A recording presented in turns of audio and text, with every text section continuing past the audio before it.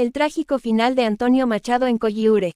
En el crepúsculo de su vida, Antonio Machado, el icónico poeta español, encontró refugio en una tierra distante, lejos de su amada España agitada por la guerra y la inestabilidad política. Coyiure, un tranquilo rincón de Francia, fue el destino que acogió al poeta republicano y a su familia en su huida del ejército franquista.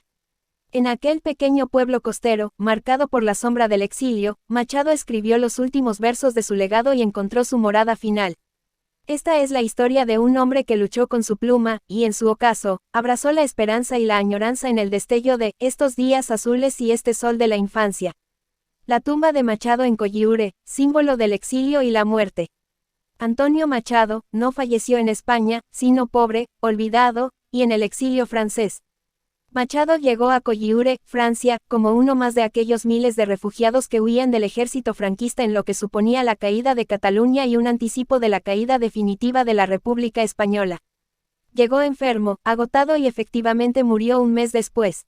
Fue enterrado al día siguiente y el féretro llevado a hombros por oficiales y soldados de la Segunda Brigada de la Caballería Republicana, confinados en el Fort Mirador y el Château Royal.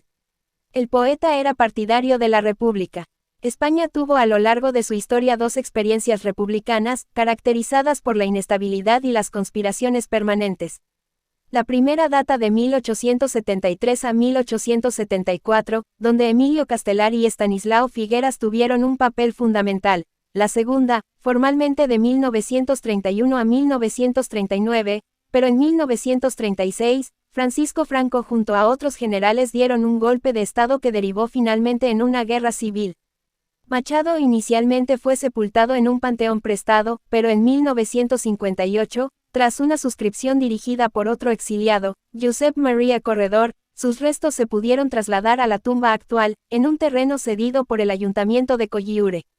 Personalidades como Pau Casals, Albert Camus, René Char o André Malraux hicieron donativos para inhumar al gran poeta español. El poeta llegó a Coyiure también en estado de ruina económica, junto a su parte de su familia. Se cuenta la anécdota que Machado quiso empeñar su reloj para obtener unos francos franceses con los que pagar un café. Antonio y su madre tuvieron que hacer parada en una mercería atendida por Juliette Figueres, quien les hizo entrar y les obsequió un café con leche. Fue también Juliette quien la noche de su muerte cosió una bandera republicana con la que se envolvió el féretro del poeta. Uno de sus hermanos, Manuel Machado, se enroló en el bando falangista. Paulina Quintana, propietaria de la pensión donde se alojaron en Coyiure, contó la anécdota que un día, al ver que los dos hermanos bajaban por separado a desayunar y preguntar la razón, le confesaron que solo disponían del opuesto, y que cuando lavaban una de las camisas al no tener de repuesto esperaban que el otro regresara para cambiarse. La tumba de Machado en el viejo cementerio de Coyiure se convirtió en un peregrinaje de partidarios republicanos, y en al menos dos oportunidades, las autoridades franquistas intentaron devolver los restos de Machado a España. La oposición de sus familiares hizo que quedara el retiro de Machado como un símbolo del exilio, la muerte y el olvido que sufrieron miles y miles de españoles. Unos días después de su muerte, José, el hermano de Antonio, encontró un papel arrugado en el gabán de Antonio en lo que parecía ser su último verso. Estos días azules y este sol de la infancia.